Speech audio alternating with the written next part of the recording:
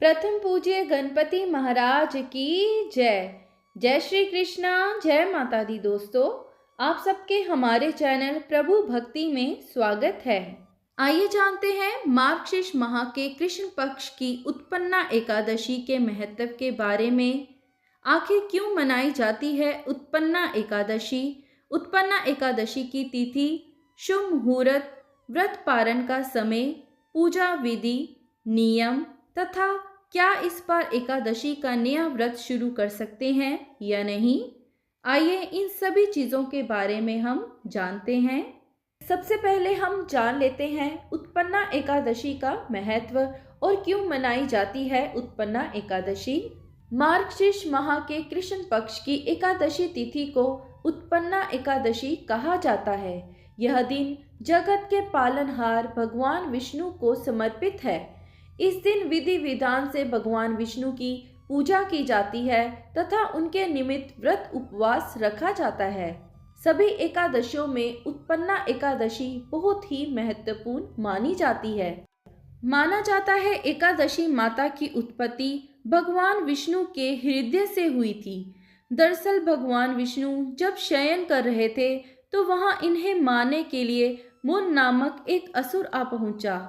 तब माता उत्पन्ना ने प्रकट होकर उसका वध कर दिया। श्री हरि जब योग निद्रा की गोद से उठे तो सब बातों को जानकर उस देवी से कहा कि आपका जन्म एकादशी के दिन हुआ है, अतः आप उत्पन्ना एकादशी के नाम से पूजित होंगी। आपके भक्त वही होंगे जो मेरे भक्त हैं। एकादशी के दिन भगवान श्री हरि के अंश से उत्पन्न होने के कारण इनका नाम उत्पन्ना एकादशी पड़ा। मान्यता है कि उत्पन्ना एकादशी का व्रत रखने से अनजाने में किए हुए पाप कट जाते हैं, साथ ही जीवन में सुख समृद्धि और मंगल का आगमन होता है। उत्पन्ना एकादशी व्रत के प्रभाव से जातक को संतान सुख, आरोग्य एवं जन्म मरण के बंधन से मुक्ति मिलती है। साथ ही व्रत के दिन दान करने से लाख गुना फल प्राप्त होता है। इस व्रत को करने से भगवान विष्णु के साथ साथ माता लक्ष्मी भी बहुत प्रसन्न होती हैं और आपकी सारी मनोकामनाएं भी पूर्ण होती हैं। आइए जानते हैं 2023 में उत्पन्ना एकादशी कब है। हिंदू पंचांग के अनुसार मार्गशीर्ष माह की उत्पन्ना एकादशी की शुरुआत 8 दिसंबर की सुबह 5:06 पर होगी और 9 दिसंबर सुबह 6:31 पर समाप्त होगी। उत्पन्ना एकादशी इस बार 2 दिन पड़ रही है और उदय तिथि के अनुसार एकादशी का व्रत किया जाता है।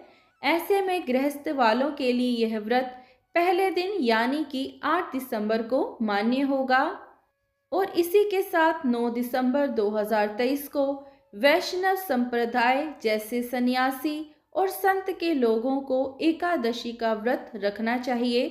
एकादशी में वैष्णव संप्रदाय के पूजा पाठ के नियम थोड़े अलग होते हैं। आइए अब हम जानते हैं उत्पन्ना एकादशी का शुभ मुहूर्त। उत्पन्ना एकादशी पूजा के लिए शुभ लाभ मुहूर्त सुबह 8:19 से लेकर 9:37 तक का होगा। इसके बाद अमृत काल सुबह 9:37 से लेकर 10:55 तक का रहेगा। इन 2 शुभ मुहूर्त में आप उत्पन्ना एकादशी के दिन पूजा पाठ कर सकते हैं। आइए अब हम जानते हैं एकादशी व्रत पारण का समय। गृहस्थ जीवन से जुड़े लोग 9 दिसंबर दोपहर 1:15 से दोपहर 3:20 के बीच व्रत का पारण कर सकते हैं। इस समय से पूर्व पूजा कर जल और फल ग्रहण भी कर सकते हैं।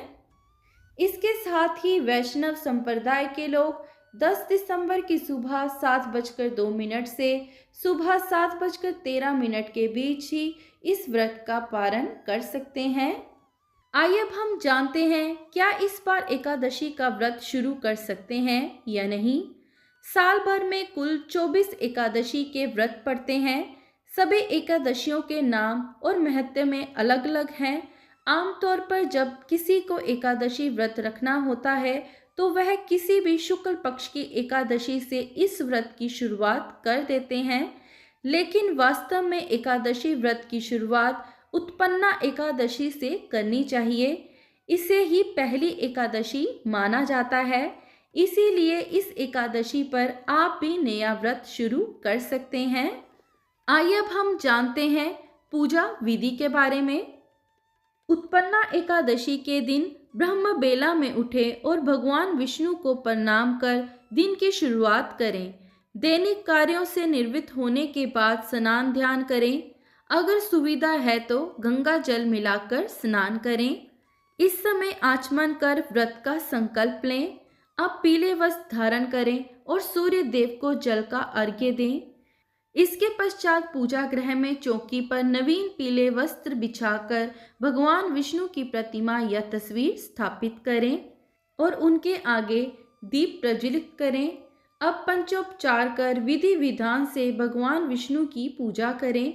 भगवान विष्णु को पुष्प अर्पित करें और भोग लगाएं। इस बात का विशेष ध्यान रखें कि भगवान को सिर्फ सात्विक चीज़ों का भोग लगाया जाता है। भगवान विष्णु के भोग में तुलसी को जरूर शामिल करें। ऐसा माना जाता है कि बिना तुलसी के भगवान विष्णु भोग ग्रहण नहीं करते हैं। इस पावन दिन भगवान विष्णु के साथ ही माता लक्ष्मी की भी पूजा करें। इस दिन भगवान का अधिक से अधिक ध्यान करें। पूजा के समय विष्णु चालीसा का पाठ और मंत्र का जाप करें। अंत में आरती कर सुख समृद्धि और धन वृद्धि की कामना करें। दिन भर उपवास रखें। संध्या काल में कथा पढ़ें या सुने तथा अंत में आरती कर फलाहार करें। द्वादशी के दिन किसी ब्राह्मण को भोजन कराएं। दान दक्षिणा देकर अपने व्रत का समापन और पारण करें। आइए अब हम जानते हैं उत्पन्ना एकादशी व्रत के नियम। उत्पन्ना एकादशी का व्रत 2 तरह से रखा जाता है। यह व्रत निर्जला और फलाहारी या जले ही रखा जाता है। निर्जल व्रत को स्वस्थ व्यक्ति को ही रखना चाहिए। अन्य लोगों को फलाहारी या जलीय व्रत रखना चाहिए। इस व्रत में दशमी को रात में भोजन नहीं करना चाहिए। एकादशी की सुबह भगवान की पूजा की जाती है। इस व्रत में सिर्फ फलों का ही भोग लगाया जाता है। इस दिन केवल जल और फल का ही सेवन किया जाता है।